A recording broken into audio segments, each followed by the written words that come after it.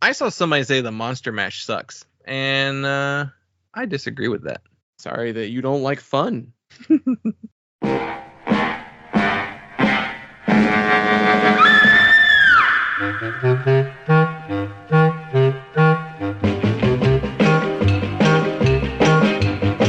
my mailbox, a letter dropped, an invitation to a rock and roll hop, sent to me by a friend of mine who lives in a castle with Frankenstein.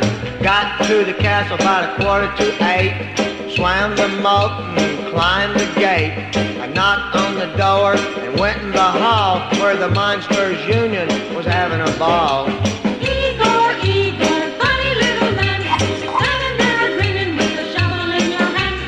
Igor, Igor, what's your plan? Going out tonight and dig a rock and roll band.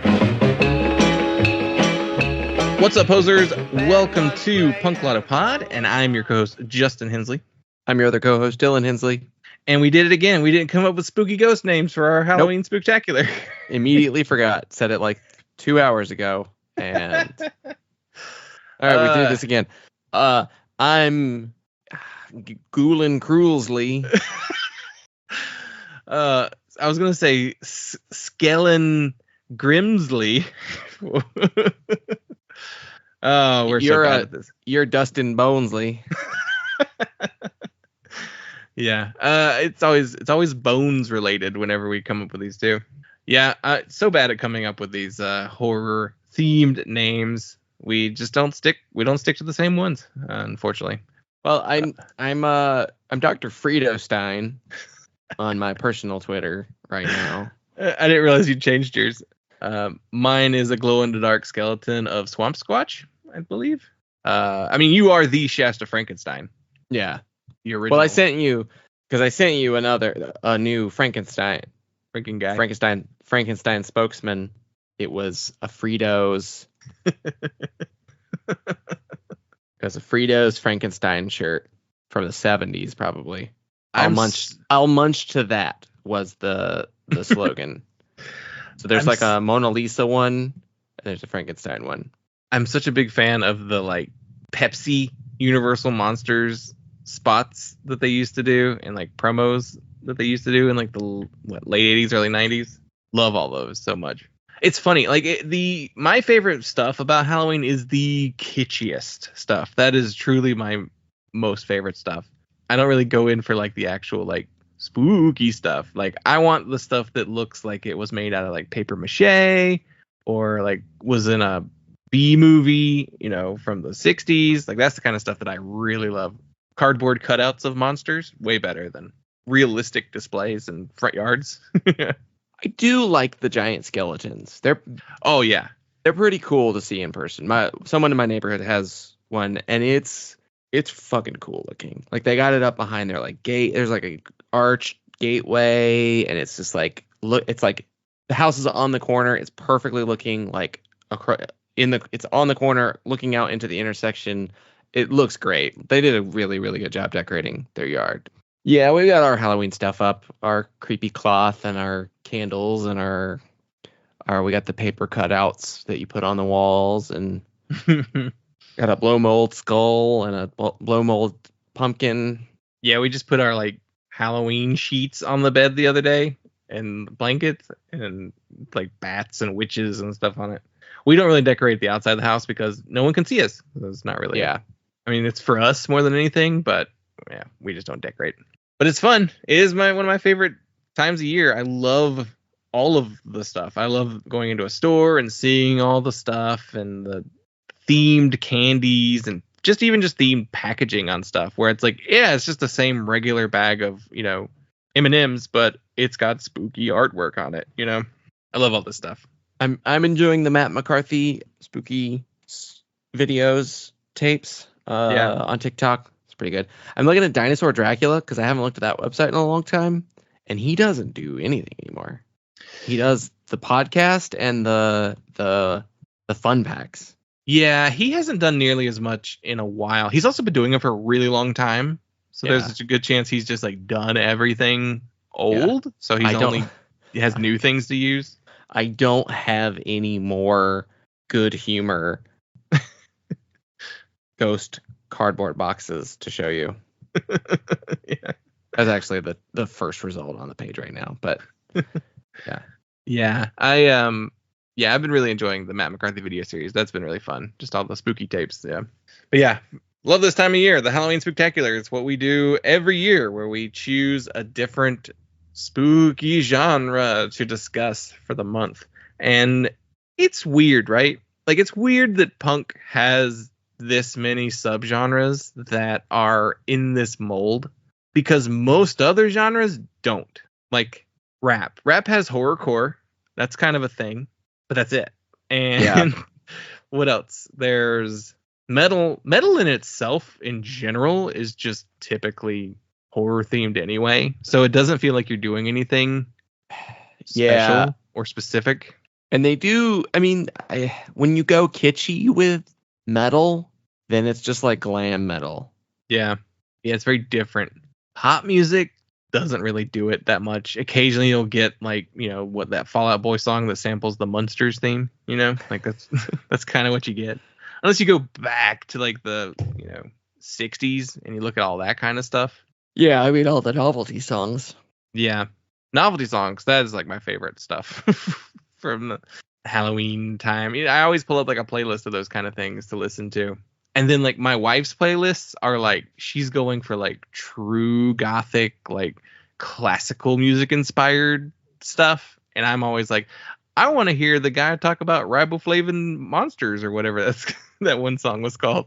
I want to hear a surf song about Dracula at the beach.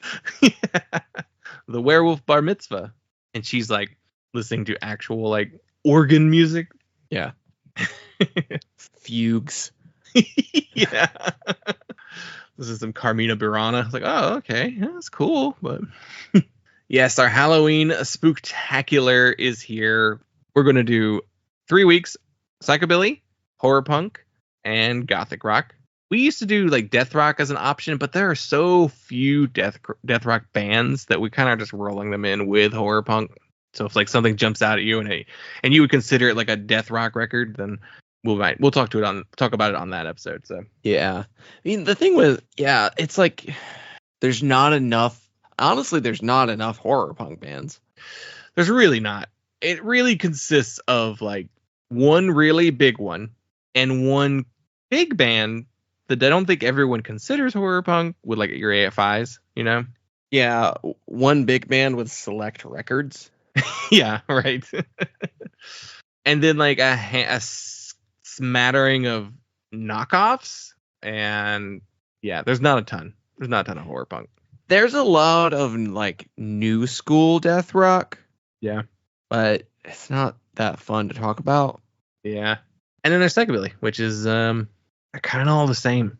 Well, there's two types. We'll get into that more, I guess, but there are two main styles of psychobilly. Good and bad. Kind of how I would categorize them. Yeah. Before we get much further, if you head over to patreon.com/punklautopod, for $1 you get access to all of our weekly bonus audio. And last week we did a news of the world, which consisted of some news stories that happened over the last month, but we also did a candy bracket. We did a head-to-head single elimination tournament of different candies, and it was fun. I enjoyed doing that. It wasn't enough to like devote an entire bracketology to, but I thought, and we got through it quick enough that I felt like it was worth just putting it with the others. But I don't know, I enjoyed it. I don't know if we're gonna have any controversial takes on that one, but you can also listen to the newest episode of the Metalcore Chronicles. I discussed the metalcore albums and EPs and demos released in the year 1990, which is the first full year of metalcore, with the first LP as well. So that's been a really fun series, and I'm really enjoying doing the research on that one, getting in the weeds on some of that stuff. And we should have a Joan Jett Challengeography episode within the next few weeks, working on that one right now as well. So yeah, lots of extra audio content over there on the Patreon. You can also sign up at our $5 tier, which is the producer/listening club tier. And for the producer side of things, we will say your name on the show, and we'll say those later before we get into the record. And you get to join for our once a month listening club where we choose an album and we all listen to it and discuss it together. And for this month's listening club, we are discussing Stay Sick by the Cramps. This is their 1990 record. Spotify has it listed as 1988 and 1989, but I do think 90 is the actual real released year. So yeah, because A Day with Elvis came out in 86. Yeah. So if you want to get in and talk about that record with us, just sign up at that $5 tier and you'll get your name said on the show. And then we have our $10 tier, which is where you choose the album we devote an entire episode to. One-time $10 donation. You choose it. We talk about it. We got a couple of those lined up for after our Halloween Spooktacular, so we'll be doing those later in the year. But patreon.com/punklettapod. All right, for the first Halloween Spooktacular of 2024, we're talking about psychobilly. And it's a genre that we do every year as part of this series. And it's a genre that I still don't have a full grasp on 6 years later. Why does this genre exist? Why is there a whole genre like this? I don't know. Why does 50s nostalgia exist? That I understand. I don't know. Psychobilly as a genre. So I guess psychobilly as a genre exists because of two things. The Cramps, who are, by musical definition, probably one of the least representative psychobilly bands. Yeah. For what the genre would become. And general rockabilly revival of the early 80s. So it's the Cramps and Stray Cats. It's really funny to think that like the Stray Cats are probably as responsible for psychobilly as a genre as the Cramps are. Because bands wanted to imitate Stray Cats, but they wanted to do the kitschy, retro, horror stuff of the Cramps. And the Misfits, even by extension, like the Misfits are, horror punk really is an influence on psychobilly. Yeah, all the aesthetics, the lyrical content, the visual elements. Yeah, they're all borrowing.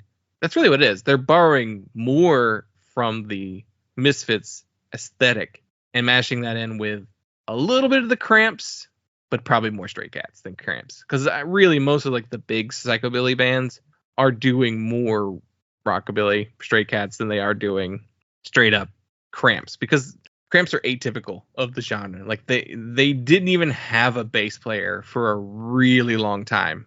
And psychobilly bands all of their big upright bass. And when they did add bass to the Cramps, it was a regular electric bass. It wasn't an upright double bass. So they're playing the more like clicky type of bass like you would get in a rockabilly revival. Yeah. Because musically, really, the Cramps are much more garage and surf. Yeah, they are. There are some elements of the Cramps sound in some psychobilly bands, but yeah, it's not, even though they're the originators of the genre, which a term they also rejected. They're like, that's not us. That's not our thing. They get that credit, that tag, but it's not really that accurate to really give it to them, but it's close enough, where you just kind of go with it. And I was going to say, yeah, the two types of psychobilly, there are the goofy ones, the silly ones, the ones that a lot of them come from Europe. It's a huge thing in Europe. And then the more like we're rockabilly with a little edge, like a Reverend Horton Heat or like Batmobile or, those kind of bands, Demented Argo. Like they're not super hung up on the like cool flat tops and spiderweb tattoos and trying to look like gravediggers, that kind of thing. Yeah. I mean, I think ultimately it all just kind of falls on a spectrum. Yeah.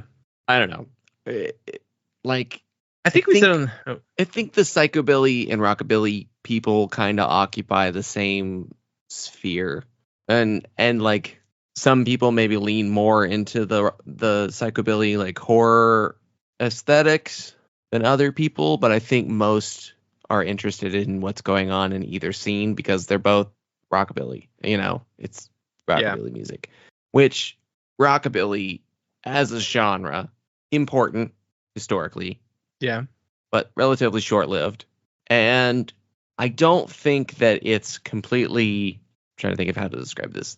There's plenty there to draw from as an influence. I think to go back and listen to rockabilly records from the 50s, there's a lot that you can take from it and apply to music that you make now.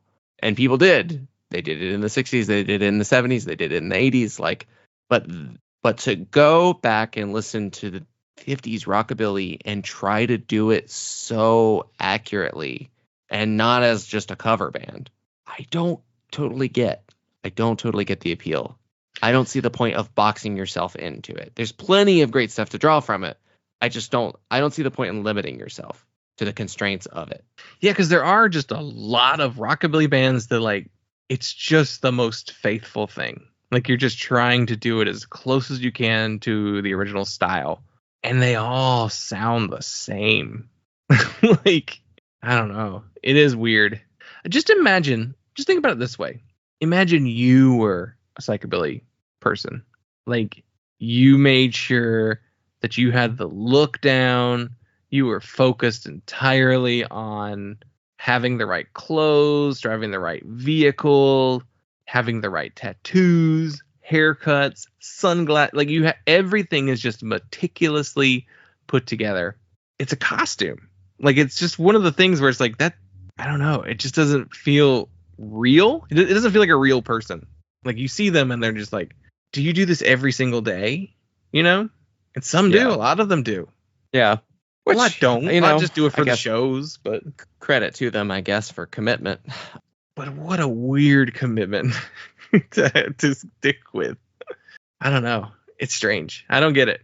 Well, is it more of a costume if you wear it all the time? Seems like it's more of a costume if you only put it on for the show. Yeah, it still you gotta live the life. It still looks like a costume, though. Like, it never doesn't look like a costume. I don't think there's a way to do that and it come across authentic in any way. Even if, yes, they dress like that every single day. Well, yeah. I mean, so, like, the whole aesthetic of it, the whole style of it is so detached from conventional style and what people wear on a daily basis.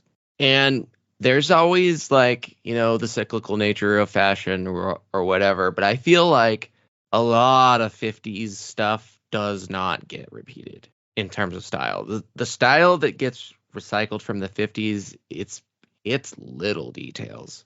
Because those silhouettes, those hemlines, like, all of that stuff, people don't really pull that stuff back because you just hit a certain point and the shape of your clothes are just like, whoa, that's straight 50s. Like, that is just 50s. Yeah. Like, that style is so unique. Like, it's really one pretty short little, like, 5-year period of the 50s. And, you know, in the rockabilly, even then, that's like a subculture within a time period. But even still, like, if you take away the typical rockabilly, like, greaser looks, like, and you look at, like, the hairstyles and the clothing styles of the average person in the 50s, even still, that stuff looks very, very 50s. And there's just, like, certain quintessential aspects of it that are, like, you can't do them without it looking extremely 50s. So people don't really touch that decade that much in terms of recycling style. People pull more from the 60s, and that tends to be more adaptable. Yeah. As a genre, it is weird. And it's kind of... Is it dying out? I feel like there hasn't been, like, a boom since the 2000s, like the early 2000s boom that happened there. It's odd that there was even a boom to begin with, but I don't know. Because the 90s, like late 80s, early 90s boom is it was more like your Reverend Horton Heats than your Necromantics, even though the Necromantics did start in the 80s. And then, like, Demented Are Go and Batmobile, they were in the 80s.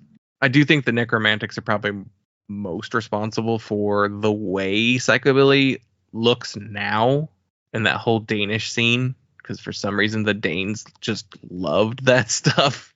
But you don't really see, like, new psychobilly bands come out anymore. No, not really. It's just the same artists putting out albums every couple years. Yeah. There's definitely still, like, a rockabilly general, like, scene, but I don't think there's many people going psychobilly. And I think a lot of the stuff that's kind of related in terms of, like, it's more of your general retro guy, like your tattoo sleeves guy who wears one of those little Grecian fisherman caps. Anything you can buy on on Straight to Hell apparel.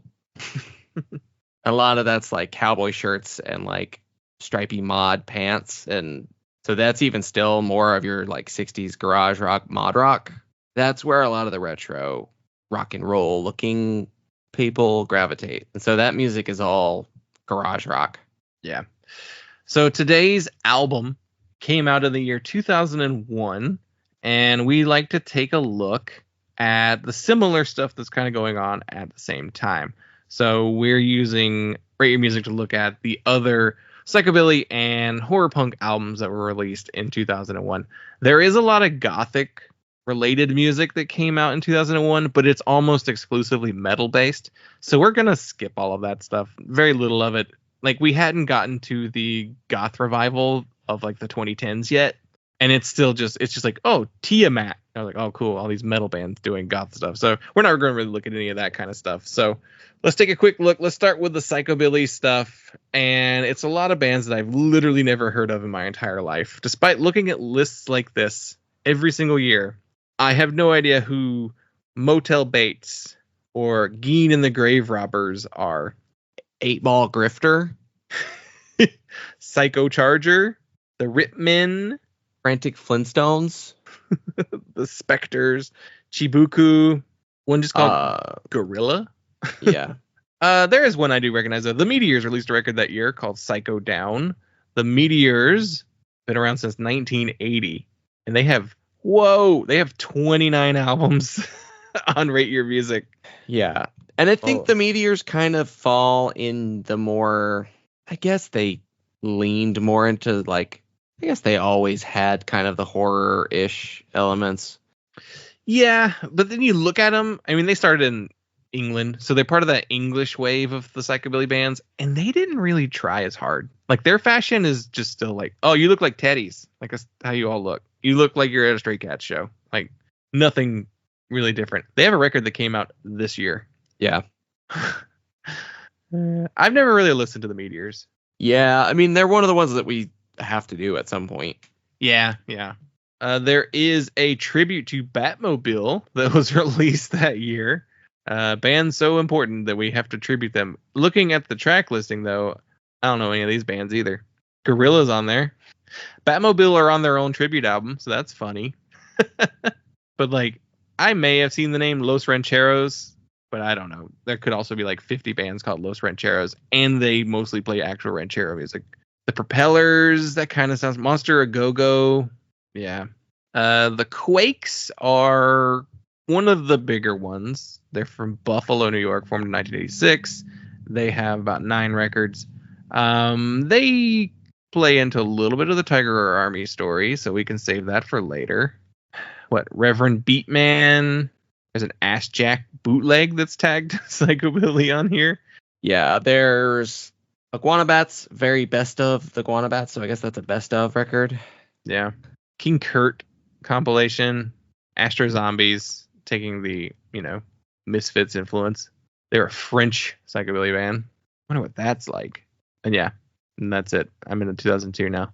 If you go to the horror punk side of things, we have even less to pull from. Yeah. Blitzkid. Yeah. They're They're from West Virginia. I did not know Blitzkid were a southern horror punk band. They have a lot of albums as well. Frankenstein Drag Queens from Planet 13. Yeah, that's also another southern. From Charlotte, North Carolina, featuring Wednesday 13. So yeah. Gross. But important, unfortunately. I guess there's a Tsunami Bomb EP that is tagged horror punk. Yeah, I saw that and I was like, what? It's called Invasion from Within. They got a little bit of a horror-y kind of theme to the artwork. I feel like nothing else about this is actually horror punk, though. There's a Balzac single, like not even an album from them. They're the Japanese horror punk band who are probably important to listen to at one point. Yeah. There's a Son of Sam album and a TSOL album. Yeah, 2 actual like legitimate albums. The Son of Sam record is a supergroup, horror punk supergroup featuring Davey Havoc, Steve Zing of Samhain, also Todd Youth Agnostic Front, Degeneration, Murphy's Law. I think Murphy's Law is his big band, but which I'm like, did AFI need to have a horror punk side project? AFI are already a kind of horror punk band. It sounds like a horror punk album. I mean, it sounds like an AFI record because Davey's doing vocals, and it feels just kind of like the older AFI stuff. Had AFI pivoted to, have they done Sing the Sorrow yet by this point? That came out in 2003, so their last record would have been The Art of Drowning, and yeah, so that would have been, they still would have been in that kind of horror punky vein at that point. But yeah, I mean, I guess the thing with AFI is they're not fully a horror punk band. Yeah, mostly like a skate punk melodic hardcore band until they switched to the like emo sound, post-hardcore sound of the 2000s. Like, they definitely have the gothy horror design elements, but the songs are about whatever, like all kinds of stuff. So yeah. TSOL's Disappear. This was a comeback record, I believe. Yeah, because the last record they had released was in 1990. That was Strange Love, and that was when they were like full glam rock band. Because they changed vocalists. They still kind of kept the like gothic-y, horror punky sound for 2 records, and then they just turned into like, yeah, Motley Crue for some reason. So this was the comeback, I think. Yeah, this is the return of Jack Grisham on vocals after he had left in 1983, and it's fine. it's a horror punk record, and I mean, this is a pretty important record, but 12 Hits from Hell came out in 2001, which was basically the canceled album from 1980.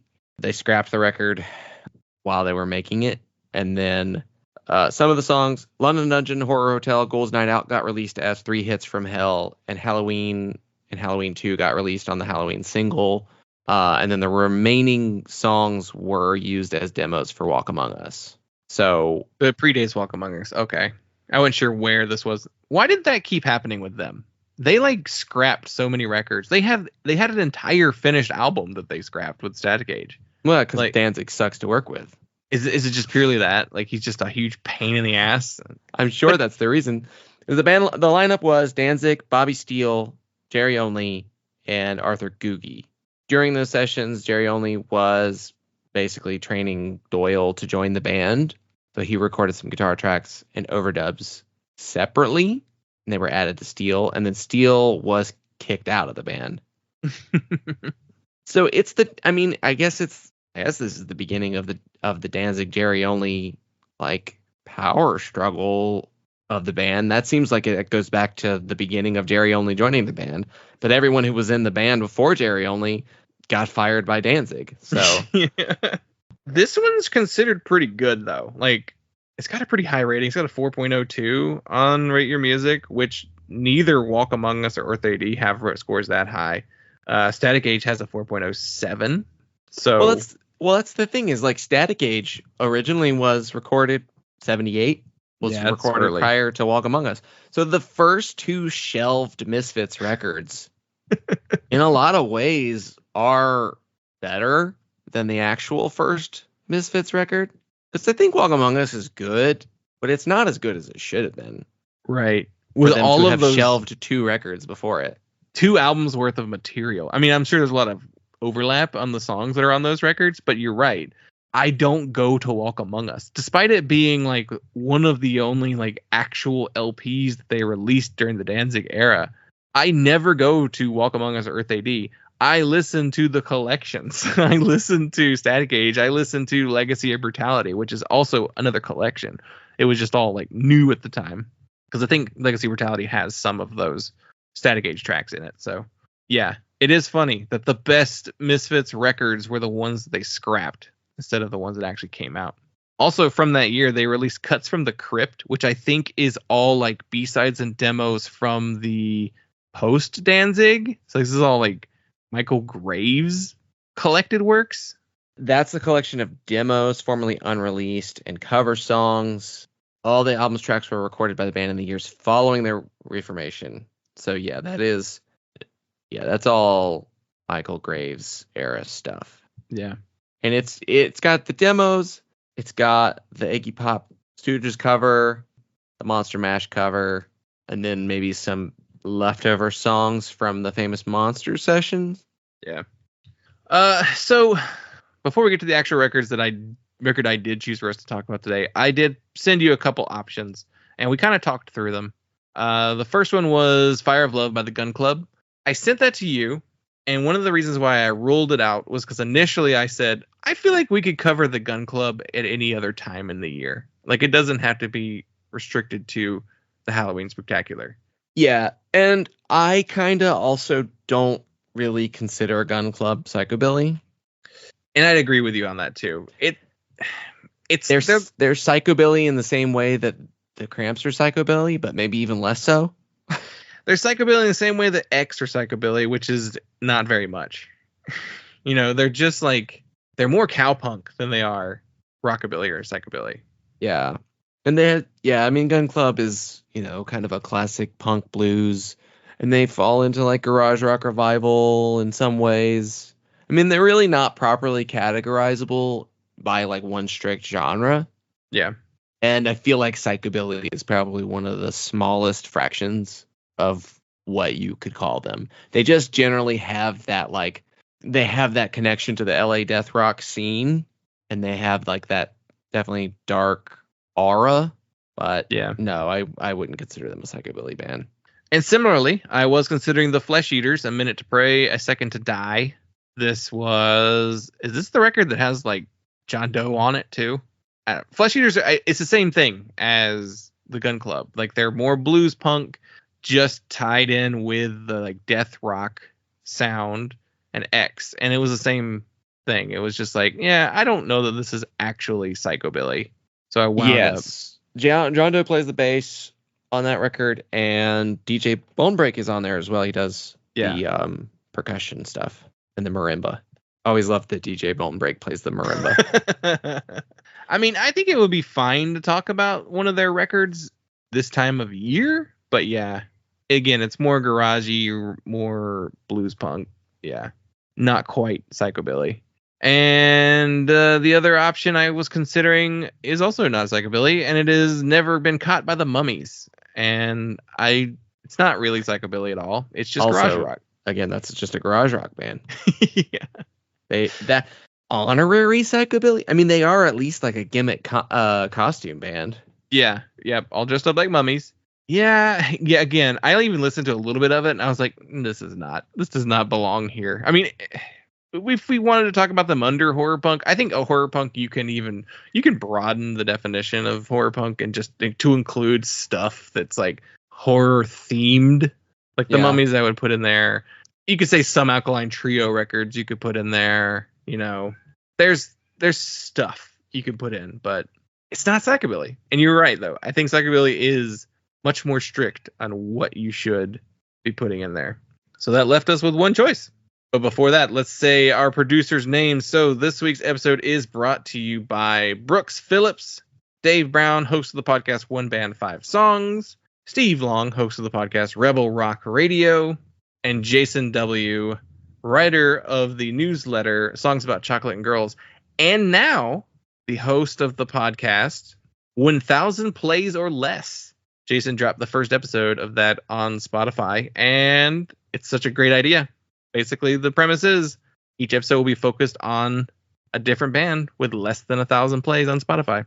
So a lot of obscure stuff probably going to be in there, and really looking forward to that series. So those are our Patreon sponsors. So for this week's episode, I selected Tiger Army 2, Power of Moonlight.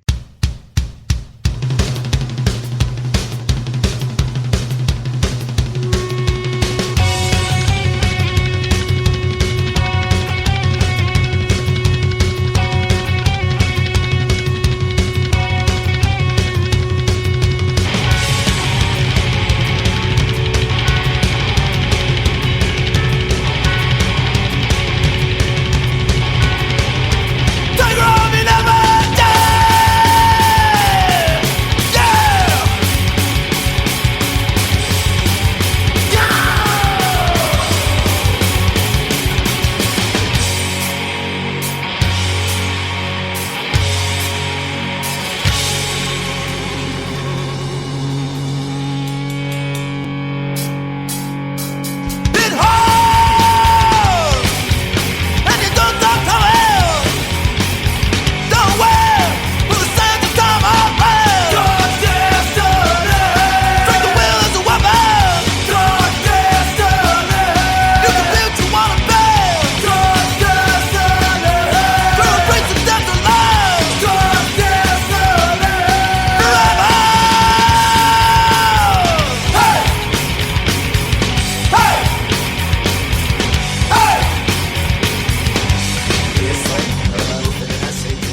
So Tiger Army are from Los Angeles, California. They formed in 1996, and this was released on July 24th, 2001 on Hellcat Records, which is an imprint of Epitaph Records.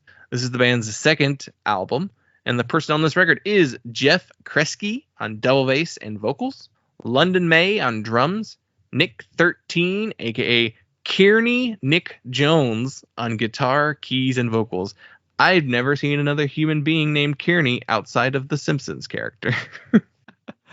The album was produced by Nick 13, and it was engineered by Andrew Alekel, who had worked with the bands Puller, No Knife, Less Than Jake, Goat Snake, Son of Sam, Elliot, The Vandals, and Jack Johnson. Huh. Also co-engineered by Andy Ernst, who did all the vocal engineering. Who worked on albums by Green Day, No Use for a Name, 15, Screeching Weasel, Rancid, Swingin' Utters, AFI, and my favorite, Noggin Toboggan. Also, Frito Boat. And this record features backing vocals from Davey Havoc of AFI, Lars Fredrickson, and Matt Freeman of Rancid. Lars also plays guitar on the song Power of Moonlight, and session guitarist Greg Lees, or Les, Leisz, plays guitar on the song In the Orchard, and the album art is by Sergei Lubkov of Sam I Am. So yeah, that is the basics on the record. What is your experience with the band Tiger Army? I always get them confused with Necromantics, as evidenced by me asking you, they're Danish, right? The other day. They are not. No, they're not. They are a California band. I have heard Tiger Army before. I've probably seen a music video. I do not think that I've never listened to a full Tiger Army record. That's for sure. I don't think I've spent a substantial amount of time listening to them ever. I just generally know who they are because they're one of 5 psychobilly bands that have been going forever. Yeah. And I bet if I look right now, I will find tickets for a Tiger Army show in LA this month.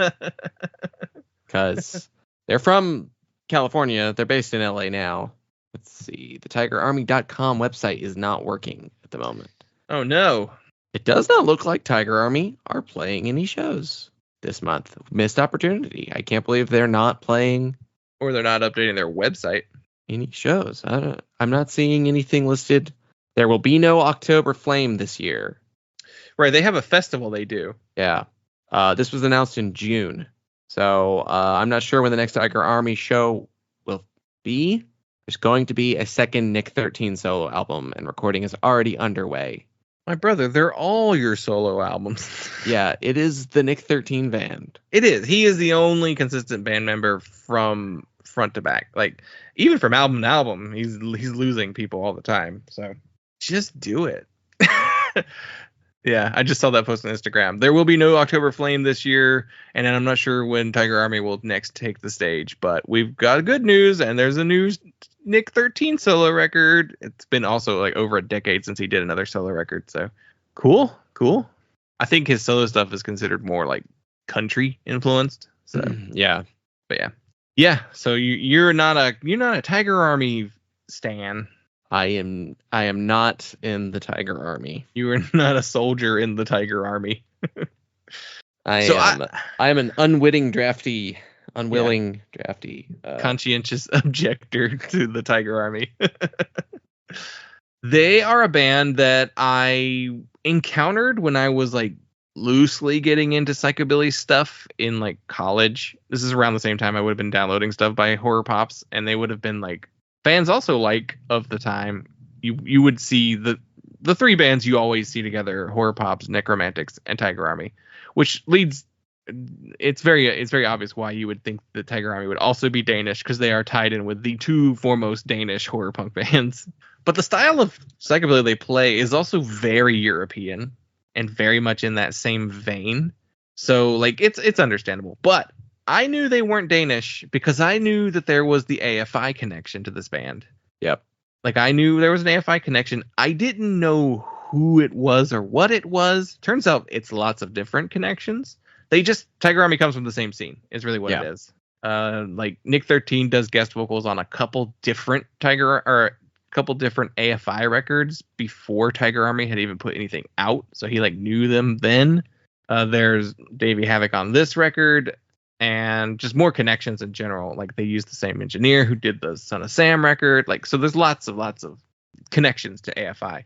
So I knew that going in, but they're not a band. They were ever on my radar. They're not one that I like really listened to. Like I may have listened to one full album by them before, but I couldn't tell you when or if I liked it, just not for me, not that I was objected to anything they did, but they just didn't do anything different enough from the other bands of this style. And we said a long time ago on the show, you only need one psychobilly band. And for most people, it's just the Cramps. Yeah. I have listened to a fair number of Reverend Horton Heat records and really enjoyed them. If we're going for, bands that have the clicky bass, I feel like that's a stipulation. It seemed cool at one point, right? When we were teenagers. Yeah, there's something about it that seemed kind of cool. I think it's like, oh, an upright bass? That's pretty cool. I think that's really it. Because I don't remember being super into the look very much. I didn't want to be a psychobilly. I don't know. I just liked Reverend Horton Heat and thought there were some cool songs. Psychobilly Freakout's a pretty fun song. Yeah, and we've joked about my, dark timeline where Evil Dylan goes psychobilly. It's a little more of a joke than it is realistic, but I guess I was introduced to some of the 50s rockabilly, and I still have appreciation for aspects of it. I mean, I'm a Gaslight Anthem fan, That's true. That is the mainstream acceptable version of being a rockabilly psychobilly, is being a Gaslight fan. Right. And it's just it's I like the tattoos and I like kind of the general retroness, but it's not full on worship. It's just kind of here's the good ideas to take from it. And also how much more of it is just pulling from the 60s and, other places. I'm into old stuff. I'm rockabilly adjacent. Yeah. But I don't like 50s cars that much. I appreciate them, but I'm not that's the best car design era. I like late 60s cars. I like more late 60s and 70s clothes in terms of wearing vintage clothes. I mean, you can't find 50s clothes, but they don't mix with anything else. If you get anything with a 50s hemline, it's what the fuck am I going to wear this with? It's up to my belly button. The real high waistline jackets. It's like a crop top. All my shirts are going to hang out the bottom. So I don't know. It's stylistically, it's just not a time period that I'm that interested. And as I learned more about 50s and 60s and 70s culture and design and stuff, and watched Mad Men, and I was oh yeah, I don't really like 50s stuff. I'm not really into the 50s stuff. Some 50s modernism in terms of architecture, but that's kind of it. Some furniture, and that's all mainstream culture. It's not rockabilly culture. It was the mainstream culture of the time. Some 50s jazz is cool, but that's not what the rockabilly guys are listening to. I think it kind of appealed to me as a teenager. I guess there's something about it that felt, I mean, I guess it was really in line with our tendency to like gimmicky stuff around that time period. Yeah, that's true. It is very much in the same time frame where I would be listening to Flogging Molly records and some Gogol Bordello songs. And yeah, I mean, it doesn't help that when I was really getting into new music at the time and really becoming kind of my brain coming online to that kind of stuff was in the midst of the ska and swing revivals of the 90s. So I was destined to fail. And then I ran into new metal. I had no chance being in that time period. It's a very embarrassing time period of music. But I think so. I guess we've kind of beat around the bush a little bit, but neither one of us are really fans of the psychobilly genre. No, I think we probably laugh at it more than anything. Despite, I mean, there's, like I said, Reverend Horton Heat and the Cramps, and there's related stuff that I think is enjoyable. But I think what I found and why I just like kind of dropped any interest in it pretty quickly is that so much of it felt the same. Yeah, very samey. And it just seems like such a homogenous genre, and like everyone dressing the same and playing the same guitars. Everybody's got the clicky bass, and I don't know. I didn't see the point in joining that club.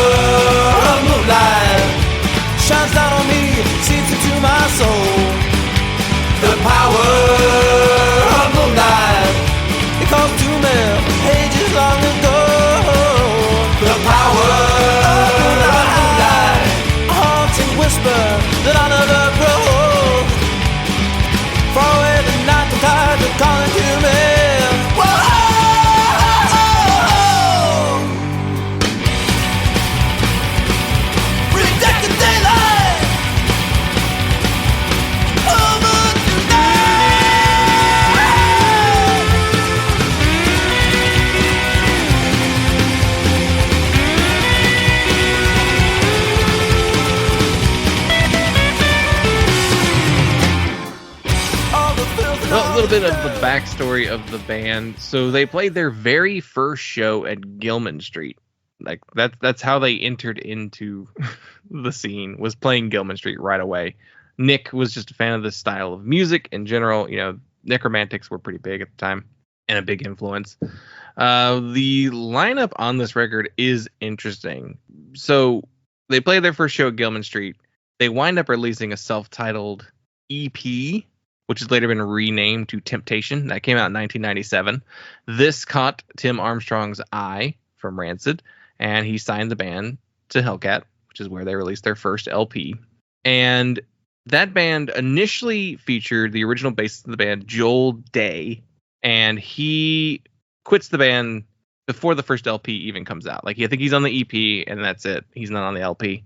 So they bring in the Quakes bassist to play on that record, which I mentioned earlier. The Quakes being the Buffalo psychobilly band. They got him to come play. But after that record comes out, they then ask Jeff Kresge to join the band. Now, Jeff had previously played in AFI. He plays in AFI from 1992 to 1997. So he is on a lot of the early AFI material. He was in another band with Nick prior to Tiger Army. And the original drummer of the band was Adam Carson, who was also in AFI at the time. So he does the first LP, he records it, and then he leaves the band.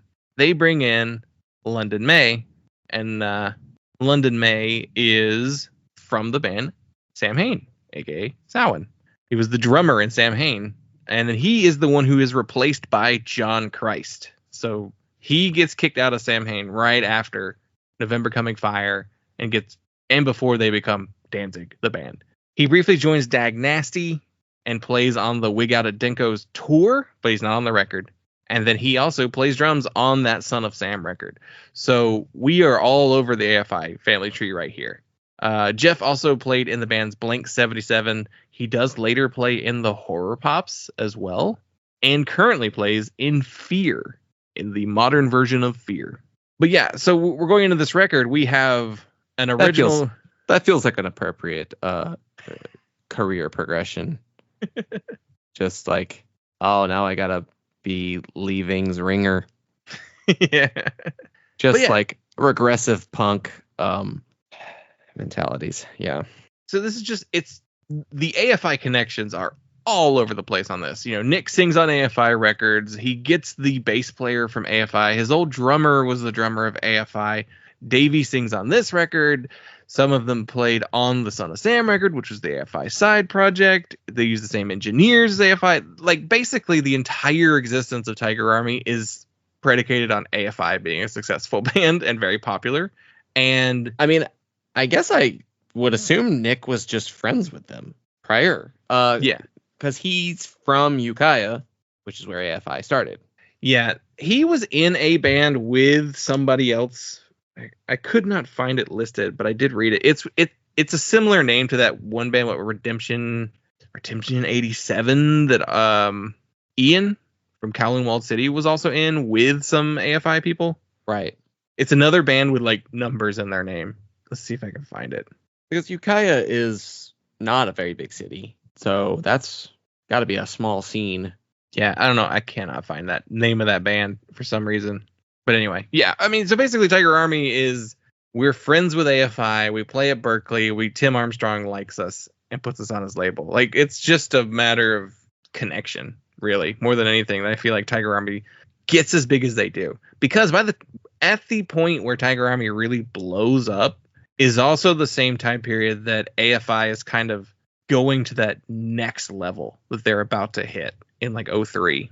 And there was always a little bit of there's a boy band element to AFI. Like, there's they're cute element to the band. Yeah, I mean, Davey, the chameleonic shape-shifting cutie of just like, I will look good no matter what the style is at the time. But even like, what's his name? Jade Puget, is that his name? Yeah.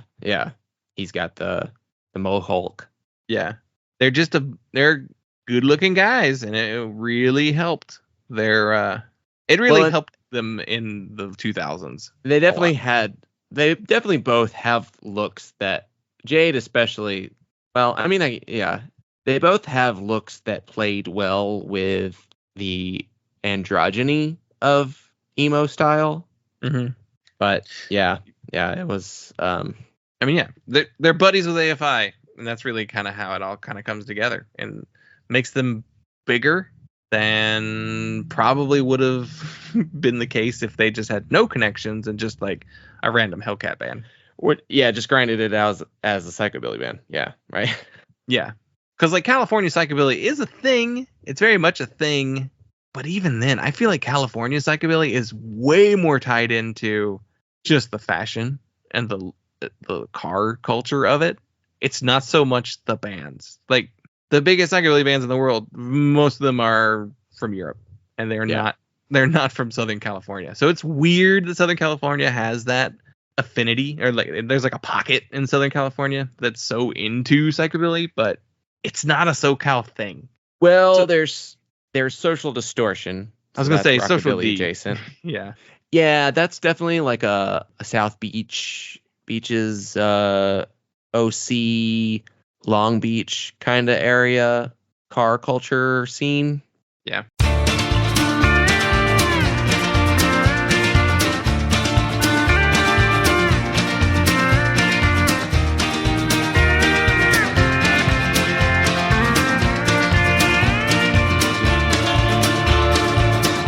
Under evening stars a walk,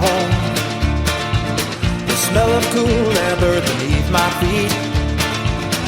On a summer night in the orchard,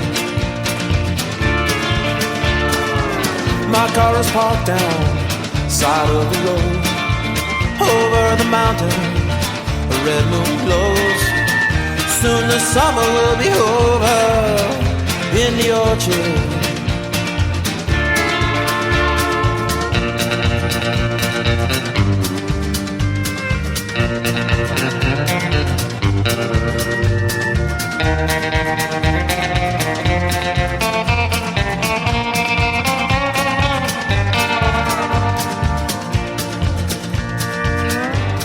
We really should talk about the record.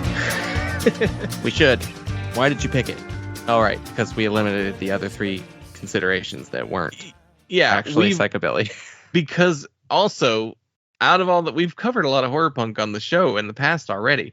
We've already done Reverend Horton Heat. Horror Pops, The Cramps, Necromantics, Demented Are Go, Guanabats, Batmobile. I feel like there's more. I feel like we've done most of the big ones already. And Tiger Army was one of the ones where I was like, we got to do these guys eventually, you know? Tiger Army is kind of one of the biggest psychobilly bands. It's surprising we haven't done them yet. Yeah, and the only reason why we covered stuff like Guanabats and, Batmobile is just because they were under our old version of the show where we pulled stuff at random. So, like, those would not have been selected if we were just going off of, like, what should we talk about, you know? So Tiger Army is, like, one of the more important ones. And probably, are they the most important American psychobilly band that's not the Cramps? No. I would say Reverend Horton Heat's more important. Yeah, it's true. I mean, I don't really count him as psychobilly. Like, I know it's kind of his thing, but he just feels like more rockabilly. Though I guess what's his name is also pretty important too. The canceled Squidbilly. Oh yeah. Unknown Henson. Yeah. I forget that he exists. Yeah.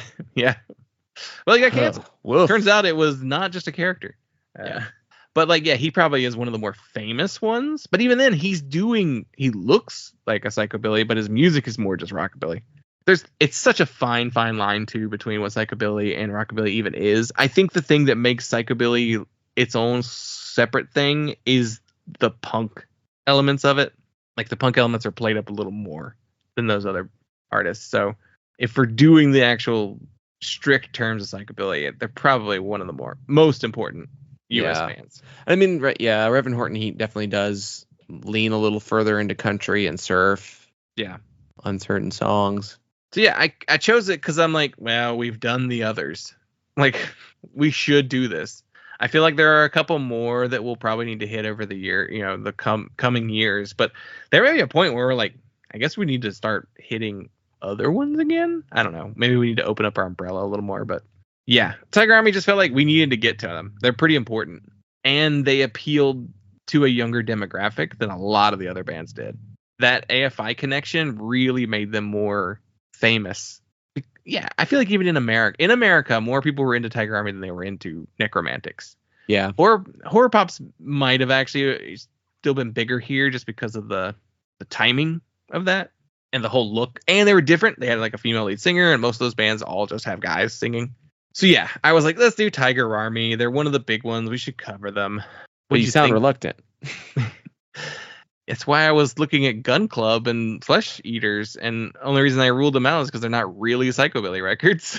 I'd rather talk about those albums. I listened to this album 3 times. I listened to it earlier in the week, and then again last night while making notes, and then again this morning before recording.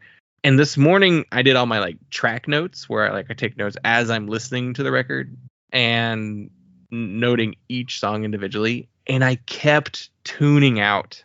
I kept being like, oh yeah, I need to be focused. I need to be focused here. And I just start looking at other stuff. I was like, no, focus on the record. Focus on the record. This is so fine. There's no hooks in it. It does not get its hooks in me at all. There's moments. Well, okay. There's moments where it gets my attention. Certain songs where the melody of the chorus primarily just kind of sticks out enough to where I'm like, all right, that's pretty good. That's got potential. And it's probably the same ones that got my attention too, if we're being honest. Which ones got your attention? So I think the title track's pretty good. Power of Moonlight. Yeah. That's got a pretty good one. It's got some surfiness to it. I think that's the one with Lars on guitar too. I think Cupid's Victim is interesting enough. It's slightly different. I do think In the Orchard is probably the best song on the whole record.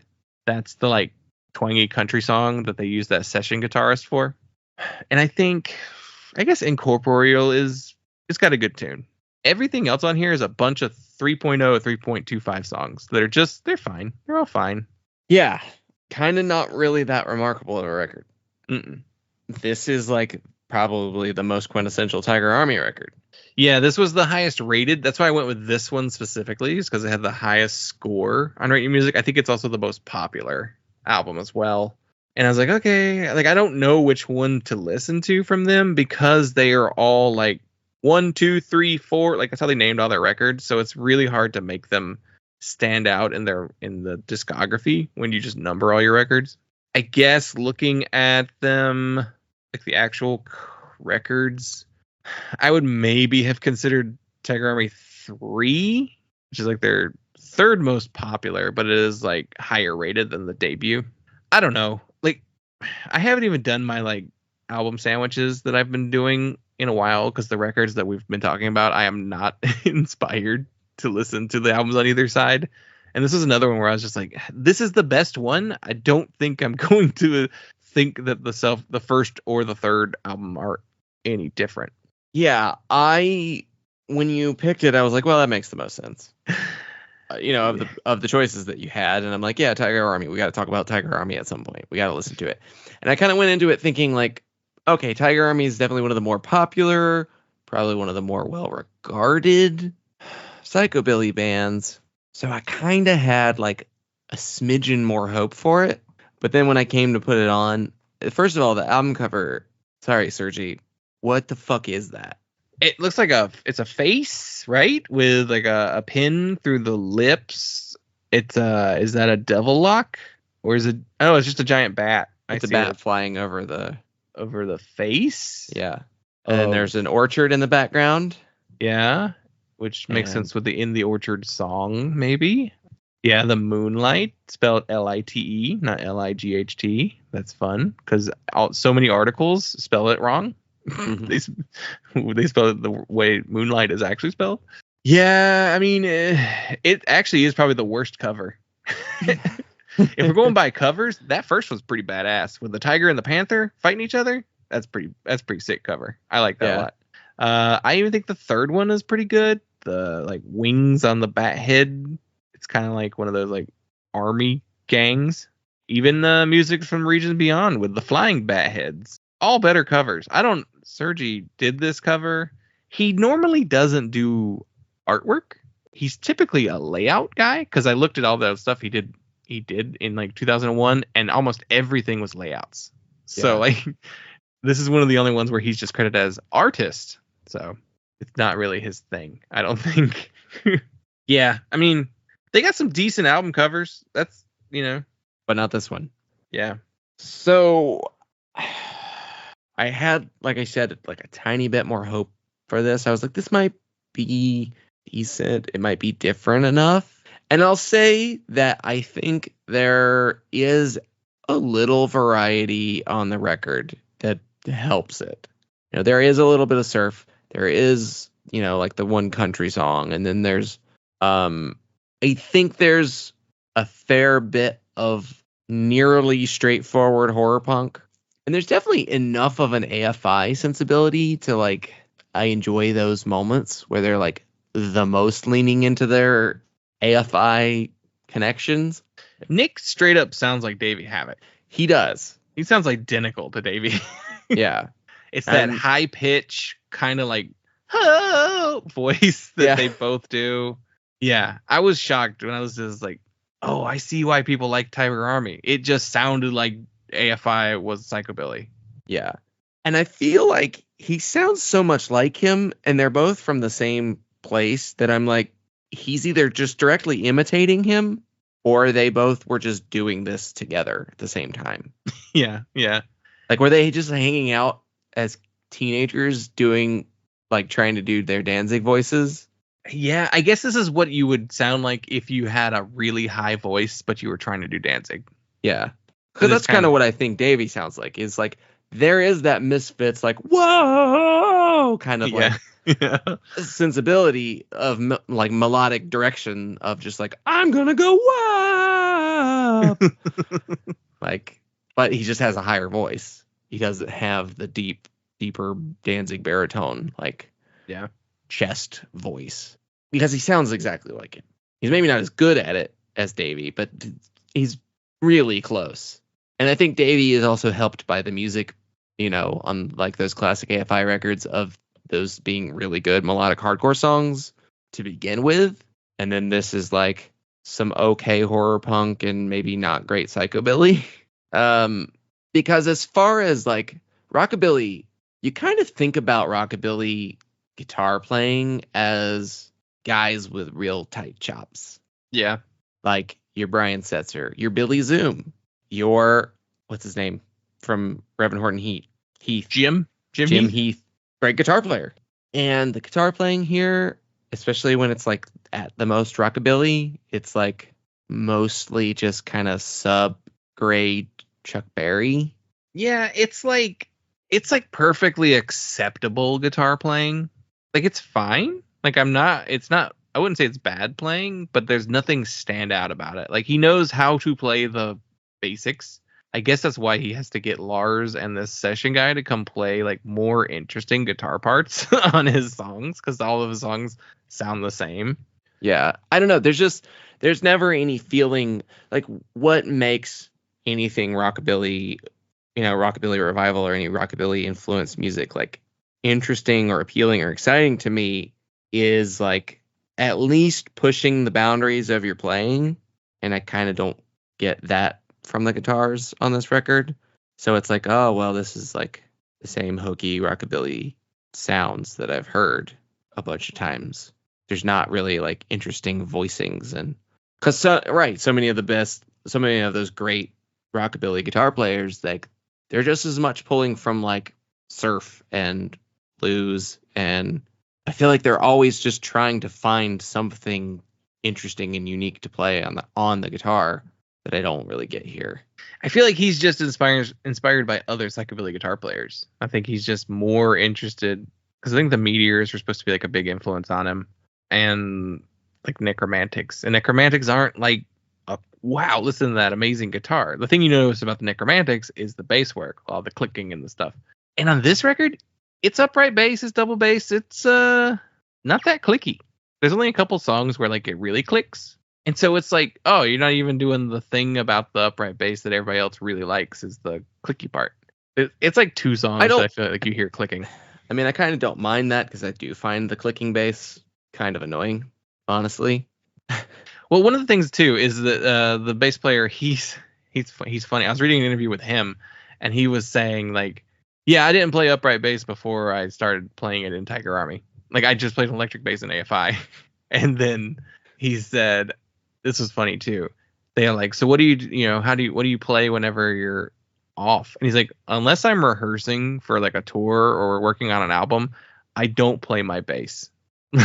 he just doesn't. He has a label too, but like he doesn't sit in his free time playing bass. Like, it's purely it's time to start playing. Okay, I'll start playing. But he's like me. That's the kind of bass player I was. Like, a true bass player, honestly. Yeah. I want to know what made him think I could be an upright bass player. I mean, he does it well enough, I guess. But it's just funny that, I don't know. I guess he was just interested in it and he did it. But it's not so much. It wasn't like his focus. Whereas most of the other upright bass playing like psychobilly bands, I think they've been playing for a while. I don't think they're just electric bassists who then said, yeah, I'll try it. Yeah, I got to put the tape on the neck so that I know where the notes are. Know where it is. Yeah. Yeah, but it's not that the like typical psychobilly rockabilly bass playing is that adventurous either in terms of upright bass playing. Like, yeah, it does require, good intonation. Like, you got to be able to get the note right, and that's not easy on an upright. It can be off. You can be off a little bit very easily and like not really be able to hear it because it's bass frequencies that are already hard to distinguish pitch, and then you're just like throwing everything out of tune because you're like 20 cents flat. Yeah, it's forgettable. Like, it's fine. It's serviceable. It's not anything I really have a burning desire to come back to or to check out any of their other records. No, not really. I think the production is not great either. Well, he did it himself. He was the producer on it. I mean, they had the engineers, but an engineer isn't going to give you the same type of feedback that a producer is going to. Yeah, like an engineer is not necessarily going to tell you to use less reverb on the distorted guitar parts because they just turn into mush. Yeah, I don't know. It's a strange record because like it's just fine, but they got big, and it doesn't really equate to me like why they became this big. I did read a couple different interviews with Nick 13. And I sent you a clip of this one because I just thought it was such a funny article. And it's from a website called Cult of George, whatever that is.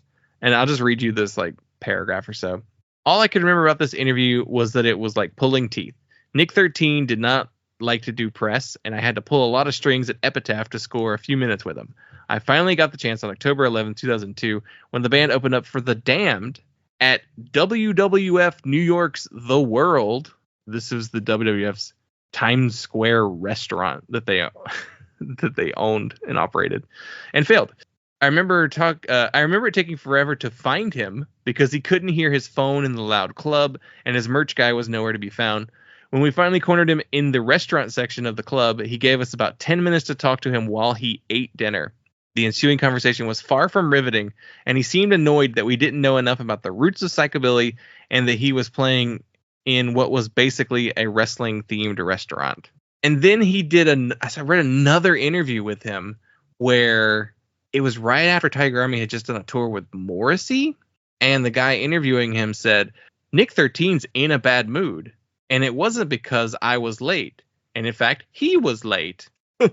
and then he said, and then I wanted to ask him about the tour with Morrissey and how that went. And he said, I don't want to talk about it. and which makes me go, I can't talk about it without crying. So I probably wouldn't want to talk about my tour with Morrissey either, because I'm sure it sucked. Yeah. But I just think it's absolutely hilarious that like both of these separate interviewers were like, he's in a bad mood. It's like, I think Nick 13's probably always in a bad mood is really what I think that is. He doesn't like to do interviews, and when he does them, he's grumpy. Like, he just might be grumpy all the time. you know? Yeah, just, I don't know. I don't get what, well, I was gonna say, I don't get why this band got so big, but I do. It's just the AFI connection. Like, that's really what it is. And the Hellcat, I think we maybe understate the selling power Hellcat had of this time period. Yeah, Hellcat was pretty big at this stage. Like, they were pretty important. Because they were getting stuff in front of us in the mid-2000s. Yeah. You know, their bands were on Warped Tour. Yeah, they were interesting because they were getting across like a couple different styles. They were getting across some like ska, but more like traditional ska or like roots inspired reggae. They were getting across like street punk, like a lot of street punk, and then psychobilly. So like it was like a niche of a niche label, but then was because it had that Epitaph distribution and recognition and having Tim Armstrong running it, that it was just like, oh, okay, it's something to look at.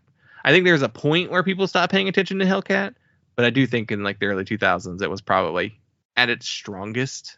So yeah, it's a 1-2 punch of AFI plus Hellcat. Yeah, I don't think the average. I think Hellcat was getting the attention of the average press. Well, and I mean, also there was just more press. Yeah, there's a lot. No, there were more places to write about records 20 years ago than there are now. Yeah. So it's just a case of just like the mediocre kind of rising to the top that happens a lot throughout time and in music. It's that case of it just had the widest appeal, less so like being the best that we talk about a lot. Yeah. And I mean, top is kind of relative too, because I mean, you know, they were opening for the Damned at the WWE restaurant. Yeah. Which, by the way, that is just weird to begin with. I didn't know they even did live music there. Was Gangrel there? Yeah. This record is, you want to give it a rating? I don't have anything else to say about it. This record's weird because I feel bad criticizing it, because I think there is something, I guess there's something about Nick 13 that seems really genuine. Yeah. And I think he has cared a lot about the music that he has made in his life. And I think that more than anything, it's just that it doesn't really align with my interests, you know. And there's things that I can appreciate on this record, but overall, I didn't really enjoy listening to it. I didn't really connect with most of it. And it's not even that I feel like it's like, I think it's unique enough. It's different enough. It's not, you know, it's not full on click fest. You know, there's enough other stuff. Like, I don't know. I think I'd say like a 2.5. 2.5. That's lower than I thought. And I think that I'm even still giving it like a pretty generous half star of just like recognizing that it's not for me. Yeah, I'm giving it like a 3 straight up. Like, it's not bad, and there are like 2 or 3 songs that I really enjoyed, but so much of it just sounded the same and blended together. And yeah, I don't know, not good enough to really go higher than that. But well, I think that covers it. Unless you have any other final thoughts. Not really. I hope we don't get any bad reviews. I don't think this band is as popular as they were. Yeah. This was their most popular record. It only has like 360 ratings on Radio Music. So I don't think it's that big of an album anymore. I think they just have a potentially very loyal fan base. They might. Yeah, they might. That can maybe not take a joke. It's funny. I'm the one who looks at the reviews all the time, but you're the one who's always worried we're going to get a bad one. It's funny. I don't know. I don't know. I'm just weirded out by the way that people react to everything. Any negative review online for anything now, I'm just like, this is going to piss somebody off. Somebody's just not going to be able to handle criticism. But I don't think that, us. I mean, I don't even know that what we're doing is criticism. I don't know. It's a conversation. It's not criticism. It's more of how I think of our show anyway. Yeah. I don't know. I'm not worried about it. I don't think the Tiger Army is as big as it used to be. The Tiger Army's powers have been greatly diminished. Yeah. They've been sanctioned too much. Ever since the war with the necromantics was too costly. All right, well, that'll do it for this week. You can follow us on all forms of social media at punklautopod, punklautopod@gmail.com, our voicemail line 202-688-PUNK, and patreon.com/punklautopod. And then come back next week for our next Halloween Spooktacular episode. You want to do horror punk next? Sure, let's do it. Let's do it. So stay tuned next week. We'll discuss some kind of horror punk record. So, thank you all, and we will talk to you next time.